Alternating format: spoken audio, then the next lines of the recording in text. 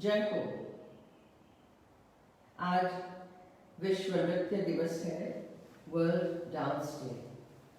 वैसे 365 दिन 24/7 365 शरीर में नृत्य चलता ही रहता है। हमारे विचार नृत्य करें, हमारी वाणी नृत्य करे और नृत्य के स्वरों द्वारा, ताल द्वारा, पदचाप द्वारा, ताली द्वारा नाद ऐसा हो कि ये जो सारी बीमारियां हैं, दुख शोक ताप है, सब भाग जाए।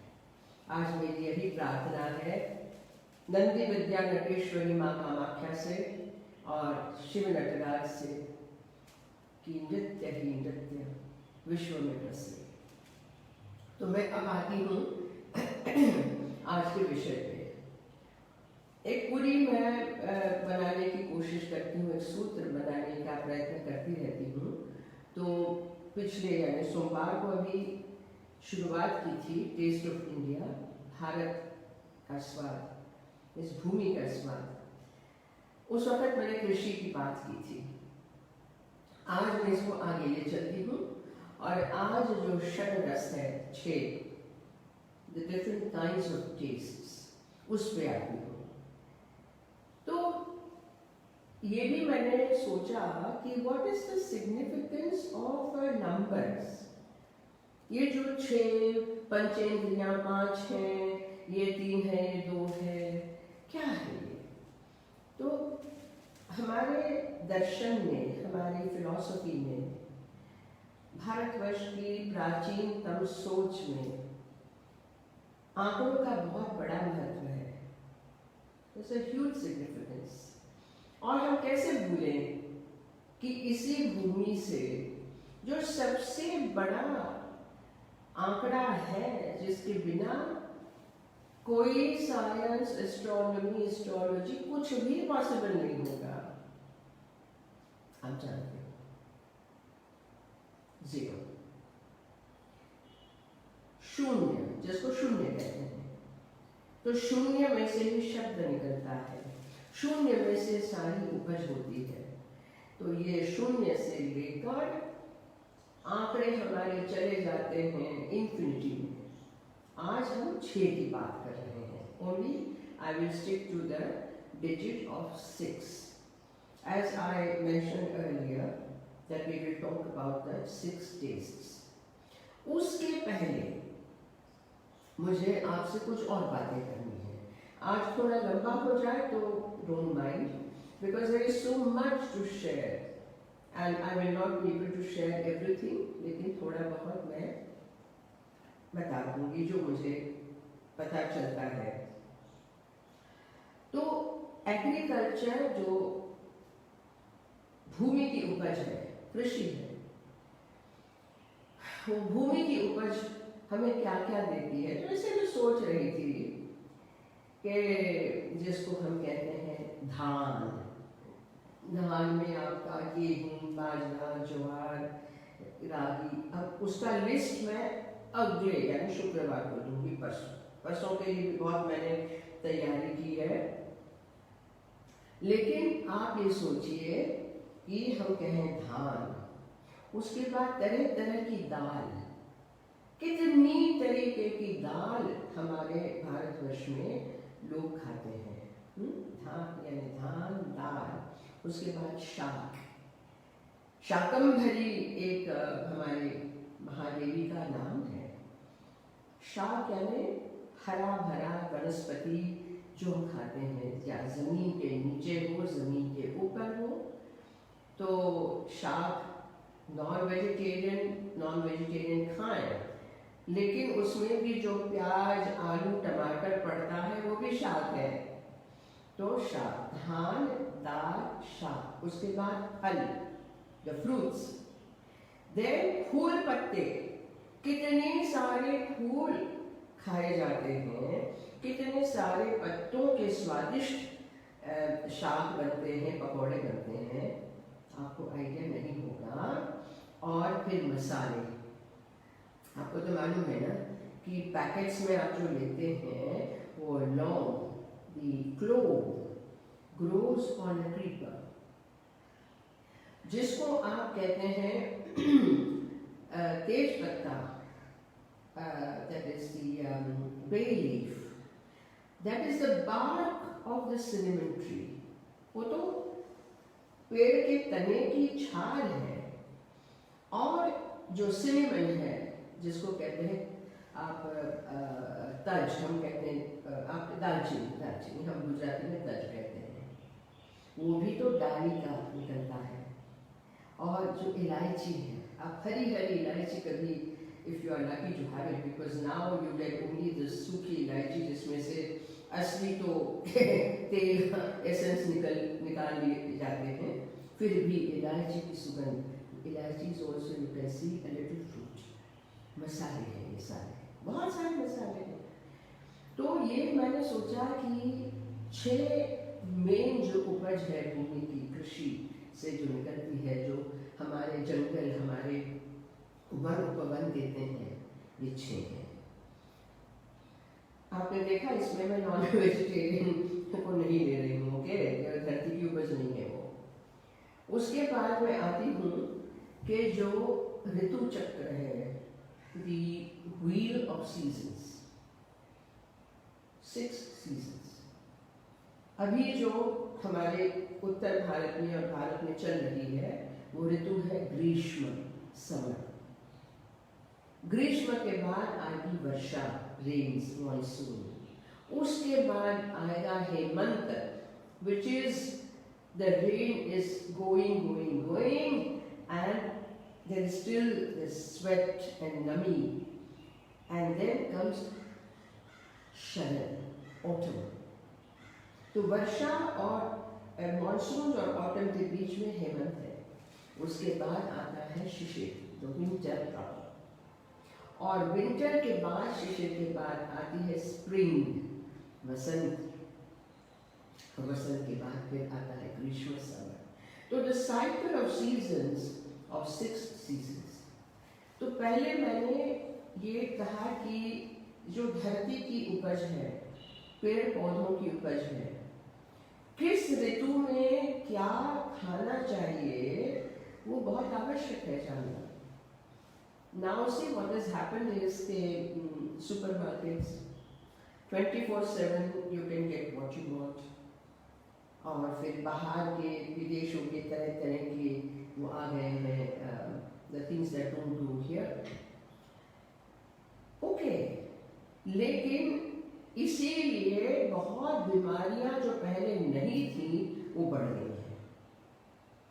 People are eating everything at all times, whereas हमारे यहाँ आयुर्वेद हो या नेचुरोपैथी हो, जो भी वेद हो, मैं कहती हूँ कि सबसे बड़ा वेद तो हमारी कॉमन सेंस है, उससे बड़ा वेद कोई नहीं है। शरीर क्या कहता है और शरीर किस तरीके से किस ऋतु में रिएक्ट करता है। ग्रीष्म में, गर्मी में पसीना निकलता है, आपको पता भी नहीं चलता है, इवैपोरेट होता जाता है, ये छिद्रों से ना पसीना, और आपका जो यूरिन है, पेशाब है, उसमें कितना, तो सारा जो मिनरल्स जरूरी है, मिनरल्स आप समझते हो ना, क्षार, ये सारे बहते जाते, निकलते जाते हैं।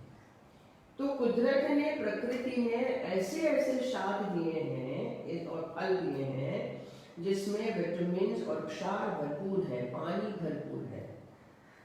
आप देखिए लौकी, गुजराती में दूधी कही आपने, लौकी, हरा हरा छिलका, खीरा, क्यूकम्बर, हरा हरा छिलका। कई जगह हमारे पूर्वांचल में, उड़ीसा, बंगाल वगैरह में, तो उसका भी अलग से एक चरचोरी बनाते हैं और उसको छौंक के उसको खाते हैं। उसमें कितने मिनरल्स होते हैं आपको आइडिया नहीं है, बस आपने तो छिलका उतारा, इतना मोटा मोटा छिलका उतार के फेंक दिया और ये इतना कर लिया। लेकिन मुझे मालूम है कि टींडा, लौकी, देसी तोरी, ये जो हरे हरे और भी सब्जियां हैं वो खानी ही चाहिए, जबकि आज के बच्चे आज के लोग कह रहे हैं कि भाई पिज्जा खाने का बड़ा मन है। अब लौकी का पिज्जा तो मिलेगा नहीं ना तोरी का तो मिलेगा नहीं, तोरी का बर्गर मिलेगा नहीं। जो चीज पेट को ठस कर देती है वो अवॉइड करनी है इस सीजन में। और फल, अंगूर मिल रहे हैं, संतरे मिल रहे हैं, मौसमी, जो भी मिले, रस आना चाहिए। पानी तो पीना ही है, नींबू निचोड़ के पानी पीते चाहिए। तो क्या है कि शरीर कैसे स्वस्थ रहे, how to maintain your body, your health, your energy, ये तो मुख्य है। बाकी तो सप्लीमेंट, दवाइयाँ, विटामिन खाते रहो। भूख लगाने के लिए दवाई खाते हैं लोग, फिर पचाने के लिए दवाई खाते हैं, फिर सोने के लिए टैबलेट लेते हैं और जगने के बाद टैबलेट लेते हैं। भाई क्या है ये? दूसरी बात है कि जो कहते हैं व्यायाम, ये तो चालू रहना चाहिए। अच्छा, अब मैं आती हूँ वर्षा काल में, the monsoons. After this by middle of June, 8 June, the monsoons come from south and they hit our region Delhi. वर्षा काल में प्रकृति, कुदरत, नेचर gives you कड़वे things, करेला, कड़वा नीम, उसका जूस थोड़ा थोड़ा पीना चाहिए। पीजिए, करेले की सब्जी खाइए, कड़वे नीम की चटनी, पत्तों की चटनी असम में, उड़ीसा में, बंगाल में खाते हैं। आपकी थाली में, प्लेट में रखी रहती है, इतनी शुरू में ही खाते हैं। उसमें जीरा, ये वो, थोड़ा गुड़ वगैरह, जो भी अदरक वगैरह डालते हैं, लेकिन वो कड़वाहट आपके पेट में जानी चाहिए। तो जो भी वर्षा काल मॉनसून के जीव जंतु हैं, वो उनका नाश होता है। Another rule, thumb rule is कि जो जमीन के नीचे से निकलता है, तन जिसको कहते हैं, वो वर्षा काल में त्याज्य है। और दूसरा है साग, जो तरह तरह के लीफी, जैसे आपका पालक हुआ, ये हुआ, क्योंकि उसमें कीड़े आ जाते हैं। तो कुछ सादी समझदारी सोच की बात है, which we are forgetting now. Anyways, आगे चलते हैं। उसके बाद आती है वर्षा काल के बाद हेमंत। उसमें भी आहार आपका बहुत संतुलित हो, पानी वाला हो, और थोड़ा थोड़ा मीठा लेना शुरू करें। गुड़ इज द बेस्ट, उसमें आयरन है, मिनरल्स हैं, विटामिन हैं, क्या नहीं है। तो अगस्त सितंबर के जो महीने हैं, उसमें मैंने देखा है कि देयर इज अ हेवीनेस, एक भारीपन आ जाता है एटमॉस्फेयर में। आप फील कीजिएगा इस बार। उसमें आपको वही लाइट खाना, थोड़ा थोड़ा मीठा खाना, ये शुरू करना चाहिए। फल तो लेते रहिए।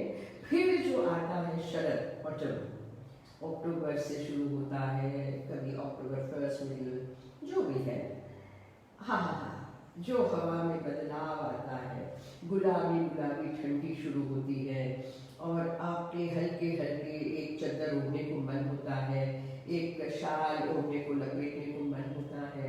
उसमें आपका अब आहार पूरा बदलता है। उस वक्त आपके फल बदलते हैं, सूखा मेवा खाने को मन होता है, और आप में ज़्यादा रोटी, दाल वगैरह लेने की भी क्षमता आती है। मिठाई खाने का मन होता है। और फिर जो आती है ठंड, शिशिर। उत्तर भारत में तो खास करके हम ये सारे जो 6 षट ऋतु हैं, we can experience, we are very lucky. दक्षिण में नहीं है। चेन्नई में, बम्बई में कहते हैं all the 6 seasons are hot, hotter, hottest, दक्षिण में कहते हैं। और तो हम लोग बहुत भाग्यशाली हैं कि we can experience the changes. अब वो चेंजेस एक्सपीरियंस कब करोगे? जब 24 घंटे आपका एयर कंडीशन नहीं चलेगा, जब आप बाहर जरा निकलोगे। तो ये जरूरी है शरीर के लिए कि आप सूर्य का ताप लें, आप पेड़ पौधों को देखें, चिड़ियों को देखें, हाथ लगाएं, तुलसी जी रखें घर में, जो भी है, छोटा घर है, छोटा गमला है, डजंट मैटर। अब जो है कि शिशिर में आपने अच्छे से खाया, आपकी ऊर्जा फिर से एकदम बढ़िया बन गई। Lot of people begin to look pink, lovely, और चलना फिरना कूदना दौड़ना। उसके बाद फिर आता है वसंत, स्प्रिंग, और नए पत्ते, नई कोपरे, नई ऊर्जा, नए भाव। एंड दैट इज व्हाई वसंत, वसंत को क्या उपमा दी गई है? ऋतुराज, the king of all the seasons. और उसमें उसको कहा है कि ये जो कामदेव है, the god of love, actually काम इज नॉट लव अलोन, काम is that acute intense desire। Kamadev का जो वो है वो वसंत है। तो वसंत brings heralds a different kind of passion, a different kind of urge to live and to enjoy। नए नए फूल खिलते हैं, रंग बिरंगी तितलियां, सारा। तो ये जो षट चक्र हैं, उसके साथ आपके जो टेस्ट बड्स हैं उसमें भी फर्क होता रहता है। If you allow your body to be normal and natural, बहुत जरूरी है। मेरी बात आप समझ रहे हैं मैं क्या कह रही हूँ? तो एक जो बात मैंने सुनी थी, मेरे योग गुरु जी थे सरदारी लाल सहगल, उनको मैं बहुत श्रद्धा से हमेशा नमन करती हूँ। मुंगेर की जो योगानंद की वो है शाखा की, वहाँ के थे। WHO में बड़े अफसर थे, दुबले ऐसे और तगड़े, यानी not fat but you know गठित। तो वो कहते थे कि मैं ऐसा हूँ कि शीशे से पत्थर को तोड़ दूँ। सुना तो था पत्थर से शीशे को तोड़ना, you know, that you can break the glass with a stone. But what he would say, I am such a one that I can break the stone with the glass. और उन्होंने एक सूत्र दिया था, पैर गरम, पेट नरम, सर ठंडा। चलते रहो, एक्टिव रहो, your circulation is good, then your feet remain warm. पेट नरम, your digestive juices are flowing, you are not constipated, and यहाँ पे constipation नहीं है तो आपकी emotions भी constipated नहीं है। I've often said people who cannot laugh, they are emotionally constipated. Sorry।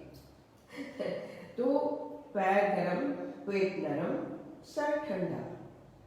If your circulation is good, your stomach is clean and nice, तो आपका सर यानी your बुद्धि, your brain works and you are cool and calm। अब क्या हो गया है आज की तारीख में, मैंने इसे लिख दिया। अब आ गया है पैर ठंडा। AC में बैठ बैठ के, सो के, टीवी देख के, कंप्यूटर पे बैठ के, रेस्टोरेंट में जाके, गाड़ी एयर कंडीशन चला के, पैर ठंडा। तो मैंने लिखा पैर ठंडा, पेट फटा। ये खाना है, वो खाना है, होम डिलीवरी है, मंगाओ, आज वो बना, आज वो ना, पैर फटा। और सर गरम, हमेशा क्या है। तो उल्टा जो हो गया है उसमें हमें बहुत ध्यान देना चाहिए। अब मैं आती हूँ, आपको ले चलती हूँ कि कुछ जो not all but some of the digit 6 का आंकड़ा क्या क्या कहता है। तो ये है कि 6 वेदांग है, 6 अंग यानी body, limbs, the 6 limbs of Veda। Veda is knowledge। 4 वेद हम जानते हैं, Rigveda, Samaveda, Yajurveda, Atharvaveda. I'll come to in a later session to the 5th वेद, पंचम वेद, नाट्य वेद, आज नहीं। Anyway, तो वेदों के जो अंग हैं, लिम्स हैं, वो 6 हैं। क्या है? शिक्षा, कल्प, व्याकरण, निरुक्त, छंद, ज्योतिष, ये 6 वेदों के अंग।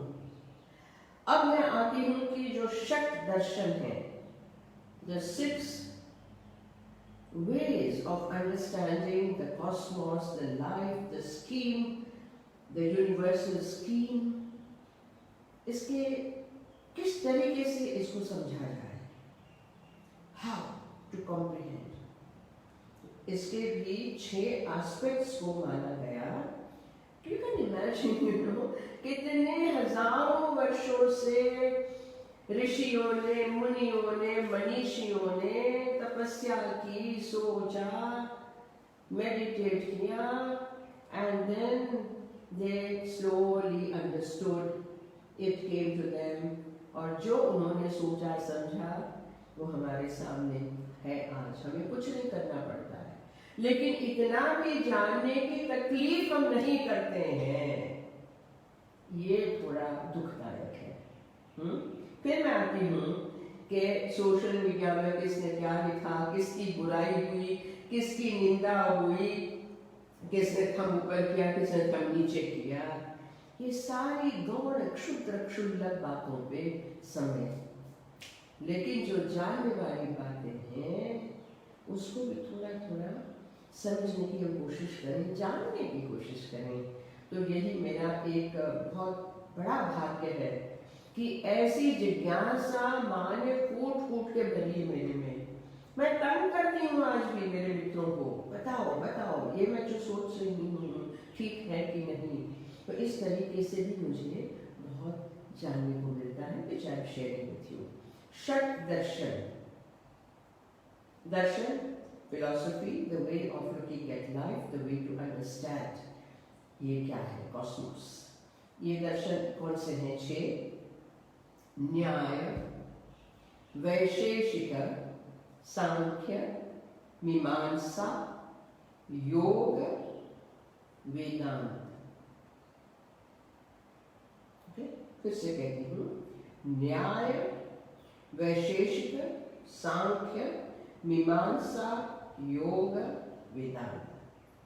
6 वहाँ अंग हो गए वेदांत, 6 षट दर्शन हो गए। 6 के आंकड़े से आगे चलते हैं इसमें।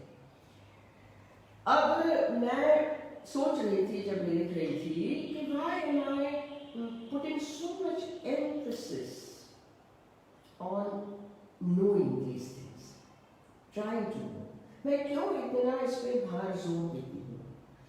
तो चरित्र जो बनता है, character of a human being, चरित्र नाम की जो चीज है बहुत बड़ी चीज है।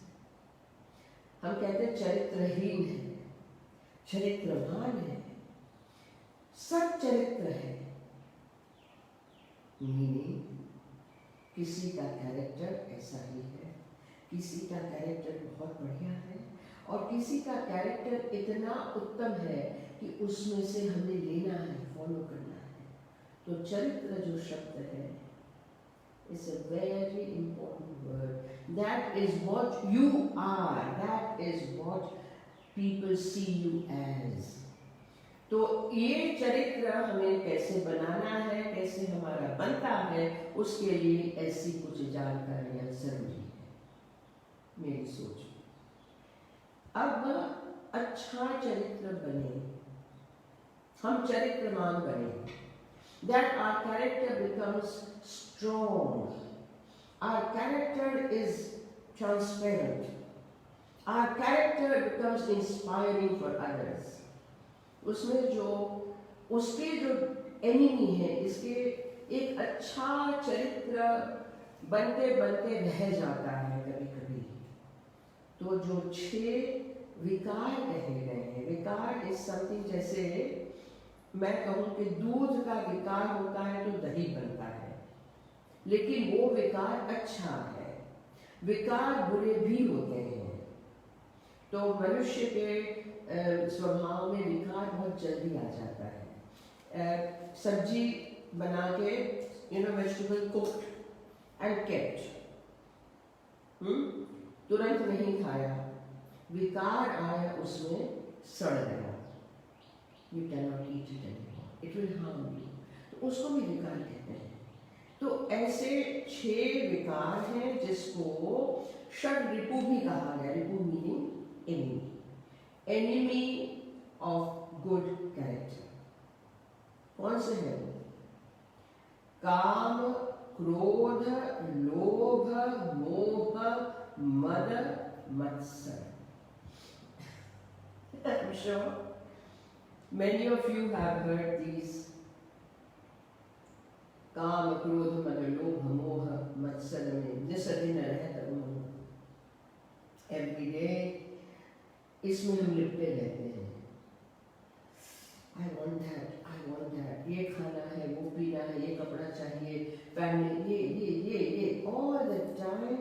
नहीं है तो क्रोध आता है, जेलसी होती है, ईर्ष्या होती है, all this attachment हो जाता है। कितना सारा 24 घंटे के हमारे डेली ड्रामा में, जीवन में कितना ये षट विकार आते हैं। काम, क्रोध, मद, लोभ, मोह, मत्सर। काम इज ऑफ कोर्स धर्म, अर्थ, काम। यहाँ पे काम जैसे that desire to rise, the desire to ennoble yourself, the desire to enlighten yourself, वो एक काम है, बहुत सुंदर। लेकिन उसमें यदि विकार आ गया, काहे का? मत्सर का, जेलसी का, लोभ का, ग्रीड का, मद का, एरोगेंस, प्राइड का, क्रोध का, एंगर का, एंड मोह, अटैचमेंट। तो काम में, काम becomes your enemy. The intense desire, unless it is the desire to really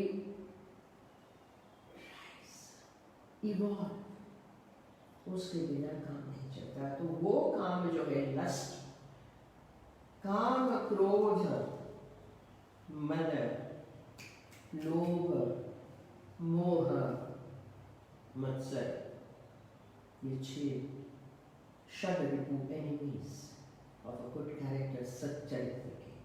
तो ये 6 मैंने आपको गिना दिए। अब मैं I was telling my friends कि जब मैं स्कूल जाती थी बम्बई में, तो मेरे पिताजी मुझे ही पकड़ के, ना मेरे छोटे भाई को ना मेरी बड़ी बहन को, मुझे पकड़ के बिठा के श्री सूक्त, अथर्वशीर्ष, गणेश अथर्वशीर्ष, गीता के कुछ अध्याय मुझे मुँह पाठ कराते थे।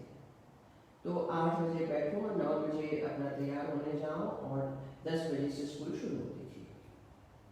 आप सोच सकते हैं तभी का पाठ जो पठन कराया, जो भी थोड़ा बहुत, उस पे मेरा आगे काम चला।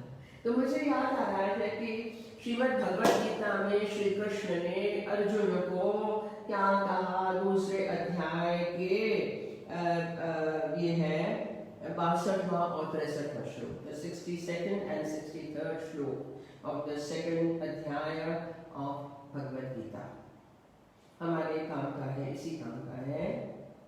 कहते हैं कि या ध्यायतो विषयान् पुंसः संकटस्तेषोपजायते, संगात् संजायते काम, कामात् क्रोधो विजायते, क्रोधात् भवति सम्मोहः, सम्मोहात् स्मृतिविभ्रमः, स्मृतिभ्रंशात् बुद्धिनाशो, बुद्धिनाशात् प्रणश्यति। एक लॉजिकल प्रोग्रेशन में श्री कृष्ण समझा देते हैं कि इतना छोटा जो बीज होता है, the tiniest seed of that kind of विषय यानी our 6 इंद्रिया, 6 वो इंग्लिश में जो भी कहते हैं senses, they want। एक छोटा बीज आ जाता है दिमाग में, हृदय में, उससे क्या होता है। If we do not understand the whole process, क्या होता है? बुद्धि नाश होता है, बुद्धि तुम्हारी पर्दा पड़ जाता है, बुद्धिनाशात् प्रणश्यति, संपूर्णतया नाश हो जाता है। बहुत देखा है भैया, आप लोग भी तो जानते हो, नजर घुमाइए, आसपास भी घुमाइए, बहुत ऐसे एग्जाम्पल्स पढ़े हैं आज भी। We don't have to go far. असुर खाली करते ऐसा नहीं है, हम अपने जीवन में झांक के देखें, कहाँ कहाँ हम गलत रास्ते चले गए या जा रहे थे। गलत रास्ते पे ले जाने वाले हाथ पकड़ के बहुत होते हैं। उस वक्त ये मोह छोड़ दिया, ये सम्मोह अटैचमेंट छोड़ दीजिए यदि, तो बचने के चांसेस होते हैं। वरना ठीक है, आप जहाँ हैं वहाँ रहेंगे, कुछ यहाँ गए, कुछ वहाँ गए, कुछ बहुत वहाँ गए, कुछ बहुत यहाँ गए, लेकिन जो आपकी पॉसिबिलिटीज हैं, जो हमारे अंदर पोटेंशियल है, जो हम कर सकते हैं, जो प्रकृति ने हमें गुण दिए हैं, उसका विकास नहीं हो सकता, वो ब्लॉसम नहीं करते, और हम पूर्णतया हमारे चरित्र को नहीं बना सकते। तो ये तो 6 का आंकड़ा है, थोड़ा सा जालिम है, डरावना है। यदि डरते हैं तो, यदि हम उसको स्नेह से लेते हैं, समझने की कोशिश करते हैं, तो 6 का आंकड़ा भी भव्य है। अब मैं आती हूँ ये आंकड़े के आगे। 6 का आंकड़ा हमारे शरीर में भी बैठा हुआ है। आजकल पूरे विश्व में योगा, चक्रास, कोई बात नहीं, जैसे भी उच्चारण हो, डजंट मैटर, योग नॉट योगा है, चक्र नॉट चक्रा। हम सही उच्चारण करने की कोशिश तो करें, और जो नहीं करते हैं उनको बताने का प्रयत्न तो करें, है ना? Why not? क्योंकि ये शब्द संस्कृत के हैं, और इन शब्दों में एक पूरी दुनिया बसी हुई है। इन शब्दों के पीछे क्या भार है, क्या दर्शन है। तो जो योग में कहा गया है, हमारे तंत्रों में, तत्वों में कहा गया है कि जो 6 चक्र हैं, द एनर्जी के जो स्थान है, जो दिव्य स्थान है, the divinity is where here. तो नीचे से शुरू करें तो मूलाधार चक्र है, स्वाधिष्ठान है, मणिपुर है, अनाहत है, विशुद्धि है, और आज्ञा चक्र। इसकी तो हम बात ही नहीं करेंगे, क्योंकि ये हमारे बस का भी नहीं है। लेकिन ये जो 6 चक्र हैं, ये हमारे में अंदर है।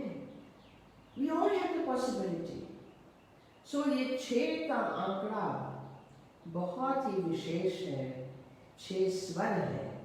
सप्त स्वर में नहीं क्यों मानती हूँ कि जो षड्ज है, सा सा ओ सा, ये षड्ज क्यों कहते हैं? षड यानी 6, कि हमारे 6 अंगों को जब छूते हैं, वो तब जाके सा निकलता है। ये कमाल की बात है, ये संगीतज्ञों को मालूम होगा, म्यूजिकोलॉजिस्ट, लेकिन ये हमारी अपने अनुभव की बात हो सकती है। इफ जैसे सा, और फिर आप जानिए कैसे, क्यों। तो षड जो है वो कौन से अंगों को छूती है? पहले वो है नासा, नाक, यहां से भी सांस जो हम लेते हैं, कंठ, गला, उर, छाती, तालु, the roof of the mouth, जिह्वा, जीभ, दंत, दांत। यहां छूता सांस निकलता है, तब षड्ज सा का स्वर निकलता है। अद्भुत है। मैं तो ये सब जब पढ़ती हूँ, सोचती हूँ, तो गदगद हो जाती हूँ कि how much has been given to us very low low low, खुला पड़ा है खजाना. That treasure is not locked up, no, it's open. Take it. Be alive to yourself. ठीक है ना? अच्छा चलो anyway, I don't want to become भावुक. People are commenting, मैडम आप भावुक हो जाती हैं, तो क्यों ना हो भाई? Why not? Yeah, I have my sentiments.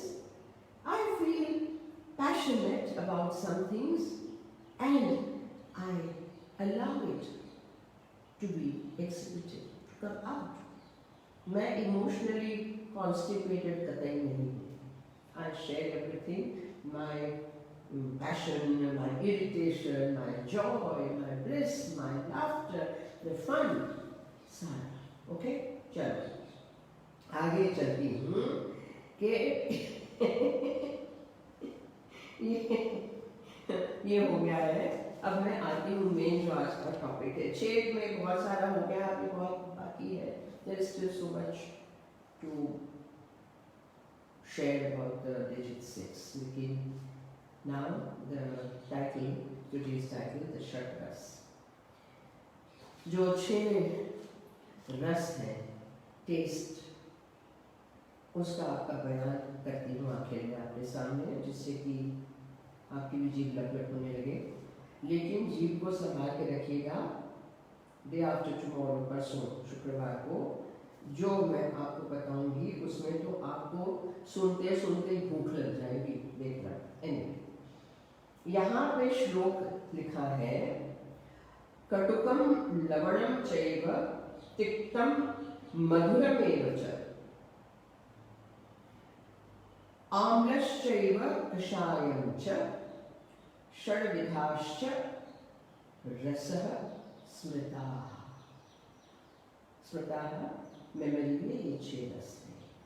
कटुक कड़वा, तिक्त तीखा, मधु मीठा, लवण नमकीन, अम्ल खट्टा, और कषाय जो है उसका एक शब्द नहीं है. लेकिन सुपारी खाने के बाद जीभ कैसी होती है, और जो लेलियम होते हैं कुछ, उसको खाने के बाद ऐसे जीभ पे क्या लगता है, वो है जैसे हरड़े, हरड़ है ना, हरड़े, वो जब खिलाते हैं उसका हरड़े का पाउडर भी, तो वो है कषाय.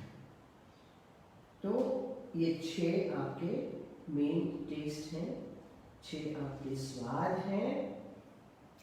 और उसमें आगे मैं चलती हूँ कि कल ही रात को मुझे एक मित्र मेरे हैं विद्वान, उन्होंने बताया कि श्री रामचरितमानस में तुलसीदास जी के जो प्रसंग है, सीता स्वयंवर हो गया और फिर विधि पूर्वक जो विवाह श्री राम और माँ सीता का हुआ, उस वक्त राजा दशरथ सबके साथ अयोध्या से राजा जनक सीता जी के घर नगर में आए, मिथिला आए. और विवाह के बाद जो बड़ा भोज होता है, even now today we have that custom, कि विवाह की विधि के बाद बहुत बड़ा, there is a wonderful great bhoj, क्या नॉट बैंक्वेट, जो भी आप अंग्रेजी में मैं नहीं जानती, डजंट मैटर, भोज. तो उसमें ये लिखा है, 4 भांति भोजन विधि गाई, यानी 4 तरीके के भोजन, वो मैं अगले बार समझाऊंगी. एक एक विधि बरनी न जाए, you can not describe, but 6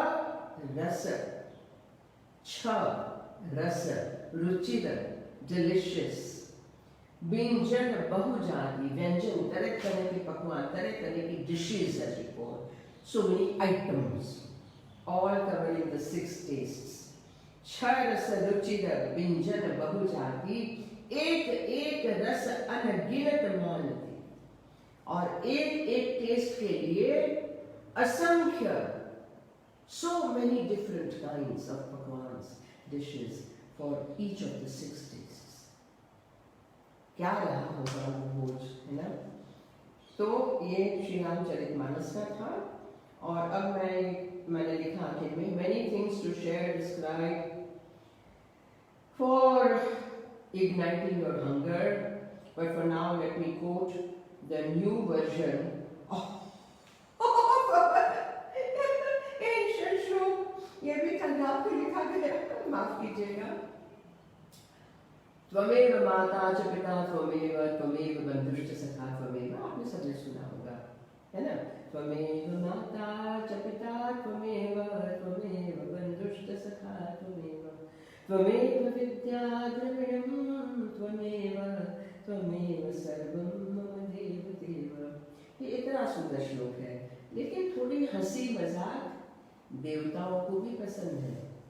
मैंने सबसे पहले कहा था मार्च 29 के सेशन में शायद, और मैं निरंतर कहती हूँ कि नीरस भक्ति भगवान को भी पसंद नहीं है। भारतीय परंपरा में हास्य भी एक रस है, तो हंसते रहना चाहिए, खिल्ली मजाक करते रहना चाहिए। तो मैंने कल रात को जो लिखा पढ़ देती हूँ आपके लिए। त्वमेव लाडू च बर्फी त्वमेव गांठिया जलेबी त्वमेव कचौड़ी मालपुआ त्वमेव सर्वं समोसा च सेव। और ये सारे हम भोग में नैवेद्य में चढ़ाते भी हैं। तो अगली बार इसका भी वर्णन आप सुनिएगा। इसी के साथ आज का फिर से हमारा विश्व नृत्य दिवस, वर्ल्ड डांस डे की बहुत बहुत शुभकामनाएं। हंसते रहिए, गाते रहिए, नृत्य करते रहिए और आनंद देते रहिए लोगों को। दुख देना बहुत इजी है, सुख देना मुश्किल है। तो सुरक्षित रहिए, घर में रहिए जब तक लॉकडाउन नहीं खुलता है।